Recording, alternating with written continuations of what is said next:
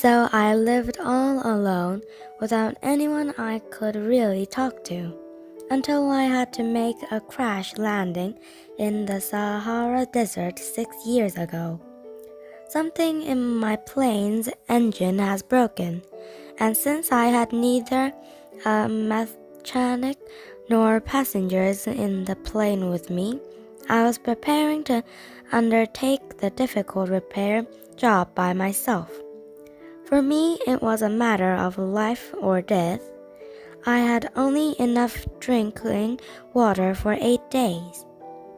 The first night, then, I went to sleep on the sand 1,000 miles from any uninhabited country. I was more isolated than a man shipwrecked on a raft in the middle of the ocean. So you can imagine my surprise when I was awakened at daybreak by a funny little voice saying, "Please draw me a sheep." What? Draw me a sheep. I leaped up as if I had been struck by lightning. I rubbed my eyes hard. I stared, and I saw an extraordinary little fellow staring back at me very seriously. Here is the best portrait I managed to make of him later on, but of course my drawing is such less attractive than my model. This is not my fault. My career as a painter was discouraged at the age of 6 by the grown-ups, and I had never learned to draw anything except boa constrictors outside and inside. So I stared wide-eyed at this apparition. Don't forget that I was 1,000 miles from any inhabited territory.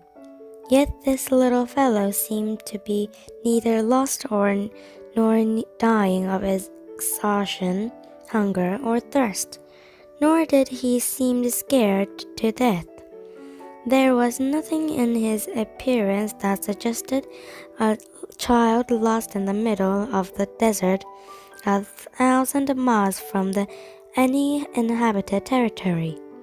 When I finally managed to speak, I asked him, "But what are you doing here?"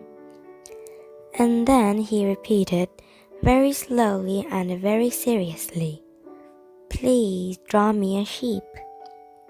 In the face of an overpowering mystery, you don't dare disobey. Absurd as it seemed, 1,000 miles from all inhabited regions and in danger of death, I took a scrap of paper and a pen out of my pocket. But then I remembered that I had mostly studied geography, history, arithmetic, and grammar. I told the little fellow, rather crossly, that I didn't know how to draw. He replied, "That doesn't matter, draw me a sheep." Since I never drawn a sheep, I made him one of the only 2 drawings I knew how to make, the one of the boa constrictor from the outside, and I was astounded to hear the little fellow answer, "No, no, I don't want an elephant inside a boa constrictor. A boa constrictor is very dangerous, and an elephant would get in the way. Where I live, everything is very small. I need a sheep. Draw me a sheep." So then I made a drawing. He looked at it carefully and then said, "No, this one is already quite sick. Make another." I made another drawing. My friend gave me a kind, indulgent smile. "You can see for yourself. That is not a sheep, it's a ram. It has horns." So I made my third drawing, but it was rejected, like the others. "This one's too old. I want a sheep that will live a long time." So then, impatiently. Since I was in a hurry to start work on my engine, I scribbled this drawing and added, "This is just a crate. The sheep you want is inside." But I was amazed to see my young critic's face light up. "That's just the kind I wanted. Do you think this sheep will need a lot of grass?" "Why?" "Because where I live, everything is very small. There is sure to be enough.